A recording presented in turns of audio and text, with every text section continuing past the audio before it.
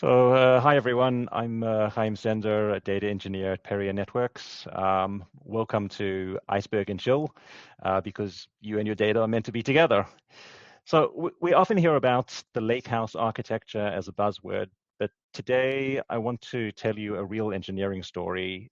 It's the story of how we moved from a legacy Hive-based system where we were constantly fighting fires to an Apache Iceberg infrastructure where we can finally just chill and let the data manage itself. So it's a tale of migration. Like any migration, it wasn't just about moving bytes from point A to point B. It was about changing our entire mindset regarding how data is managed. We were dealing with the classic Hive struggles, which I'm sure many of you are familiar with, slow queries, lack of transactional guarantees, and the constant fear of breaking downstream reports with a single bad write. So we knew we needed something better, and we decided to investigate Iceberg. So why Iceberg? For us, it boiled down to three things: performance, flexibility, and consistency. So with regards to performance, we needed to have a file skipping mechanism. We couldn't afford to scan gigabytes of data for a query that only needed a few megabytes. With flexibility, we wanted the ability to have schema evolution. In Hive, renaming a column, for example, is a nightmare. You have to rewrite an entire partition. In Iceberg, it's a very simple metadata update because in Iceberg, the column name is mapped to a column ID. So all you're really doing is changing the pointer from the column ID to a different name. So no rewrites of data are required. And consistency, we wanted asset guarantees. We need to be able to trust our data that if a job fails in the middle, the data shouldn't be half written. So Iceberg isn't new.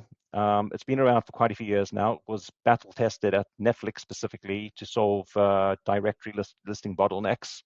The core concept to grasp over here is that Iceberg is a data set defined by a manifest list metadata and not the hierarchical directory structure. And that shift changes everything. So let's take a look at some of the differences between Hive and Iceberg. So Hive, as we said, is directory based. All right. If a file is located physically in the file system in a folder, it's visible in the table.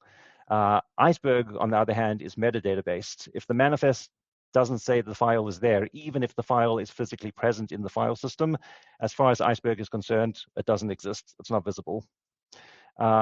We have schema evolution, which we already mentioned, which is very limited and sort of clunky in Hive and requires table rewrites, whereas in Iceberg it's just a metadata change and doesn't require data rewrites.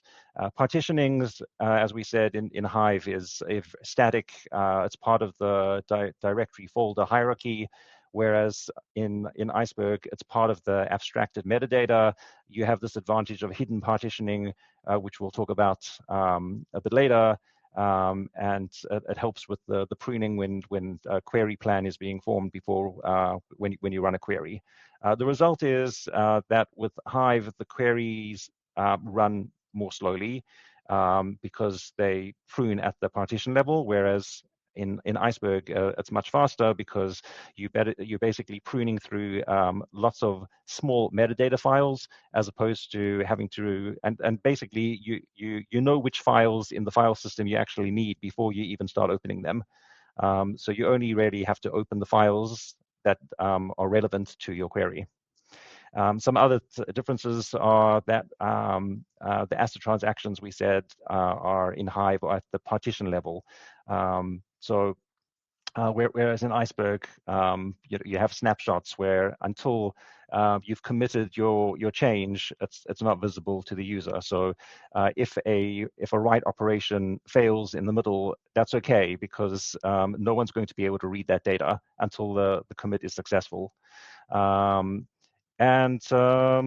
Yeah, just skipping down, use case, generally Hive has been used for batch processing legacy ETL workloads because of the advantages of Iceberg in terms of improved latency and the schema flexibility. It's more applicable to modern data lakehouse models and streaming and real-time analytics. So how does Iceberg actually work? So you can see over here in this tree structure that at the top we have an Iceberg catalog. In our case, in our migration, we chose to use the Glue catalog, but there are other options available. There's Project Nessie. You can even use the Hadoop file system. There are multiple options in terms of catalog. Basically, what happens is you have the catalog pointing to the current metadata pointer. It points to a specific metadata file, which lists the list of snapshots which are relevant to the table at a given point in time. The snapshot points to a manifest list, which is another file, which has within it a list of manifest files. The manifest files finally actually point to the data files, be they Parquet or Orc or Avro, whatever they are, which which are then relevant to the query that you're running. Why does this matter? Because as I said before, when you run a query, the engine will walk through this tree and prune out entire branches of data files before it even touches S3. And that's where the speed comes from. We're only accessing the files in the file system that are actually relevant to the query that we're running. So as part of our project of migration, we needed to assess various risks in the migration and mitigate for them. Among them, downtime and availability. Obviously, we couldn't turn off our business for a week while we did the migration project. These were production level systems, and we had internal reports based on them and external customers looking at data performance. We needed to be sure that on the day of migration, the moment we switched over to Iceberg, that the performance would be as good, if not better, preferably better than what we had in the existing Hive system. We couldn't spend weeks or months after the migration then tuning queries. Rollback strategy, absolutely important that if for whatever reason the migration failed, we needed to be able to immediately switch back over to Hive seamlessly with all the data up to date, and that the users wouldn't feel or notice any issues, there wouldn't be any discrepancies. So the way that we did that was we implemented this project using a parallel load migration, which obviously has a disadvantage of doubling storage and compute costs. So we needed to keep that window short, and that was something which we needed to monitor as well. Some other challenges were during the period of the migration project. Obviously, life doesn't get frozen while you're working on a project, and the business would continue coming to us with schema changes, adding fields to tables, etc., that we needed to do. So since we were loading data in parallel, both to Hive and and also to Iceberg, we needed to ensure that all these schema changes were reflected in both the Hive table and also in Iceberg. We needed to ensure that all of our tools that we use, Spark, Athena, I've got Remy over here. Obviously, that's also applicable. In our case, we actually use Snowflake, but you need to be sure that all of the tools that you use are able to access Iceberg with fully supported and correctly configured, that you can read and write without any issues, be they performance or data integrity, whatever it is. So that you need to be sure of that. Another big one was operational complexity. Iceberg was relatively new in our organization, so we needed to train team members, explain to them the advantages of using Iceberg over Hive table, the added capabilities of being able to now delete data, update data, the schema flexibility, etc. And also they needed to make some minor code changes, because as part of this migration project, we also took the opportunity to change our architecture to a medallion architecture with a bronze, silver, and gold layer. So the tables, our new Iceberg tables, were sitting in new schemas, which meant that the people downstream from us needed to point their code to the same table name, but with a different schema name. Okay, let's talk a bit about Iceberg maintenance and how we dealt with that. So Iceberg isn't magic. You need to take care of it. It doesn't clean up behind itself. Um, if you're constantly writing data, you're constantly also writing metadata as well. So, and as we said before, the huge advantage of Iceberg in terms of performance is that you can prune very easily by going through these small metadata files to find the data that you need before you even start reading the data files. But obviously, the more the metadata accumulates, the longer it takes to create that query plan. So you need to have a regular maintenance job that deletes snapshots that are no longer relevant. Be that because the retention time for that data has passed, or there was a requirement to delete data for whatever reason, GDPR or some regulatory reason. So you need to clean up your snapshots. Part of this maintenance is also compacting the manifests, because the manifests have the lists of files that are and where they are that are accessible, that's where the actual data is sitting in the Iceberg table. So if you're removing data, obviously there will be stuff in those manifest files that are no longer relevant. So you need to compact them, which basically means that you get rid of the listings that are no longer relevant, and you make the manifest file shorter. Orphan files are data files that no longer have a pointer to them. So no one owns them. Iceberg doesn't see them anymore. And so they're just taking up space and costing money in terms of storage. So you want to get rid of those. Another thing is like, for example, in our bronze layer, which is the first layer of where data enters our pipeline, it's raw data and it's written in append mode, and there are small files that are coming in like every few minutes. So you want to have an optimal size file to read, because the more small files you have, the more files are going to show up in your manifest files. In the listings over there, you're going to have more and more files, which is more metadata. And also, of course, there's the general issue, which everyone's probably familiar with, that you don't want to open and have to read lots of small Parquet files and all of the metadata that sits within those as well. That's also time consuming. So you need to find a balance over there. Okay, so one of the cool things that you get out of Iceberg, because of the way it's structured with the metadata, is the ability to do time travel. So imagine that you have a dashboard that breaks. Instead of guessing what changed, you can query the table as of a certain point in time. So you can look at the data as it was, what the table looked like 24 hours ago, and then look at it how it is now, and you can try and work out where your code messed up in terms of causing the bug. And the cool thing with this is that in Iceberg, because it's metadata managed, you don't have to have multiple duplicate copies of data, like a copy of the entire table as of yesterday versus what it looks like today. It's all based on metadata. All you're doing is pointing. When you look at the table from yesterday, you're actually just pointing to an older snapshot ID in the metadata, and that snapshot ID will filter down into various the manifest files and the lists of manifest files to know which files to look at, which were relevant from yesterday. So it's very quick and very advantageous. You can also very quickly revert a table to its valid previous state without having to do all sorts of weird and complex restore procedures. So continuing in the vein of table maintenance and optimization,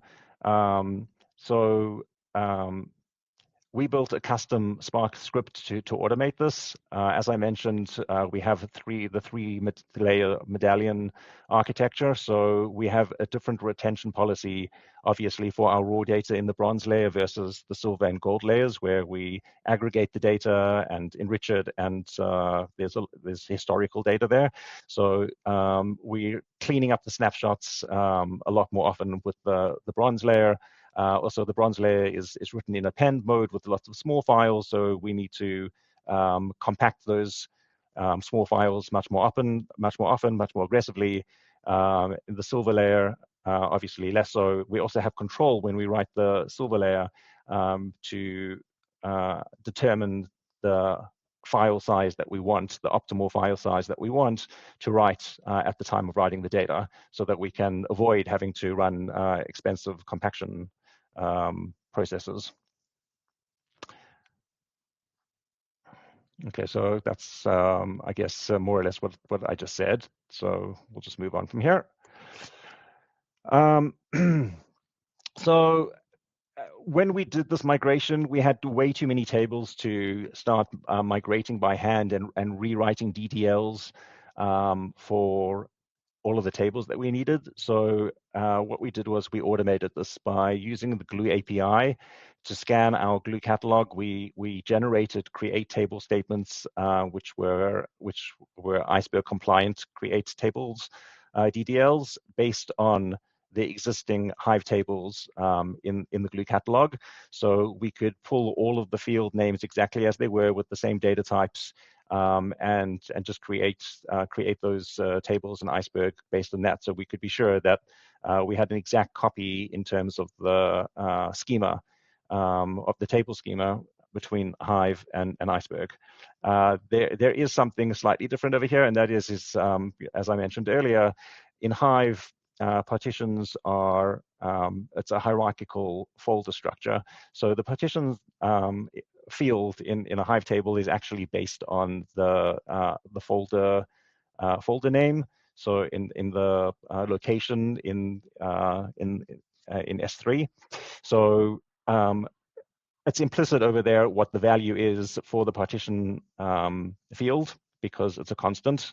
So if you have, for example, a date field as your partition, it's going to be date is equal to whatever, and every row for all the files underneath that folder are going to have the same date value.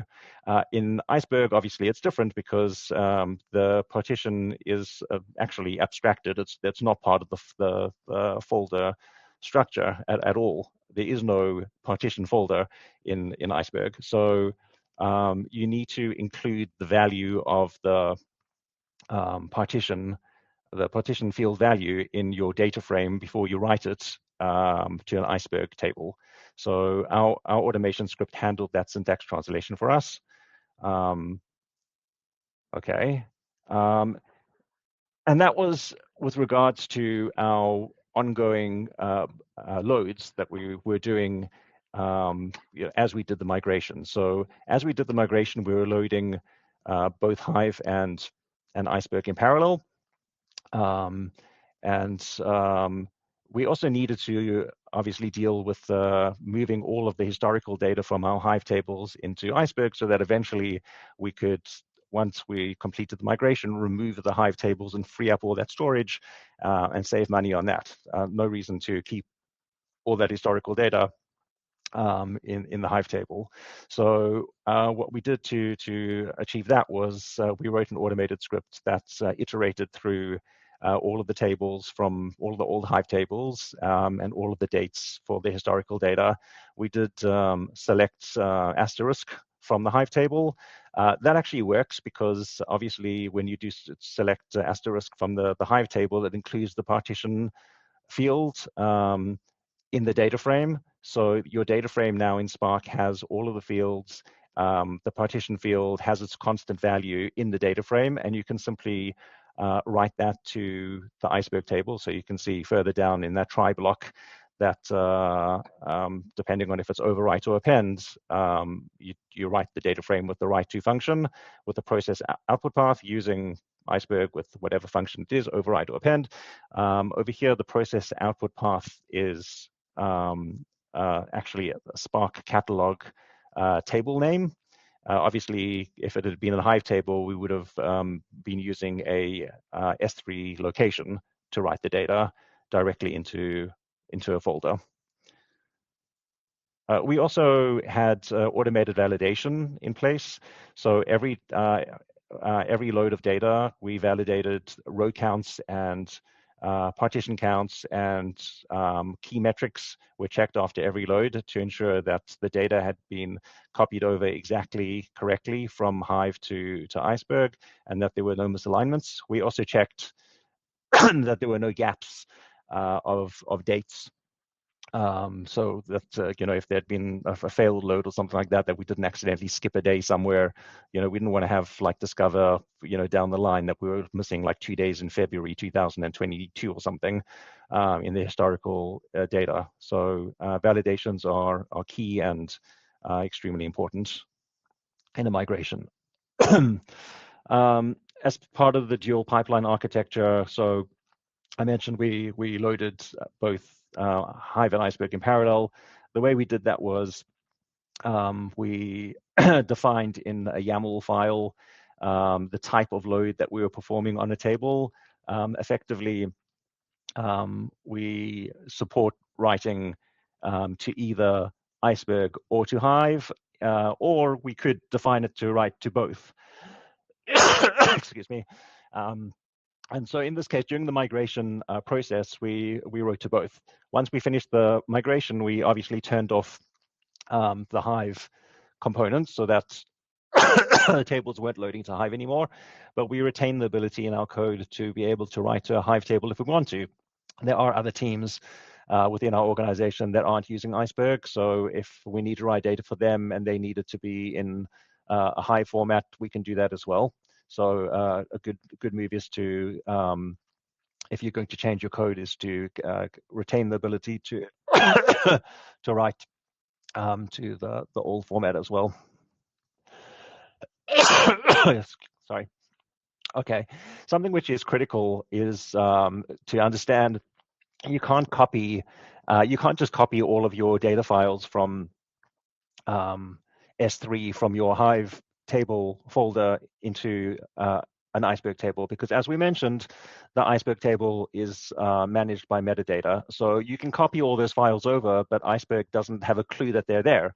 If they don't appear in the metadata, they're invisible. So the way we approached that was, as I showed before, you need to use an Iceberg writer in a Spark job or whatever you choose that registers the file as it writes it in the metadata in the manifest, and so that's why we chose to use the data frame approach in Spark. Also, another advantage of doing it that way is you can also set a write time property to ensure that the files are written with the size that you have calculated to be optimal. And that avoids, immediate fragmentation and having to run compaction straight after you've written the data. So this is a high-level diagram of our architecture at Perion. So you can see we have JSON and TCV and CSV files that are batch loaded into the bronze layer. This is raw data. It's loaded every few minutes. We do it with Spark jobs. Following on from that, we aggregate the data into the silver layer, which where it's filtered, cleaned, enriched, augmented. Here we have more control over the size of the files, and we write them, to relatively large size, like 250 megabyte files. And the retention obviously is much longer. This is historical data. The same goes for the gold layer, which is a even further level of aggregation. What's cool over here is you'll see that the data is accessed by our internal BI system, which is Tableau, sitting on top of Snowflake, and our external customer-facing application, BI application called Center, which is on Postgres. But both of them, although they're the ones using Spark and others using Athena, they're both accessing Iceberg tables without any issue. So there's the versatility and the flexibility of Iceberg. You can plug in any engine practically. We're also using ClickHouse as well. You can plug in ClickHouse. You can plug in Snowflake has support for reading external tables in Iceberg. Dremio, it's super easy in Dremio. So it's super versatile and flexible, and that makes it a really good choice. Okay, so we had a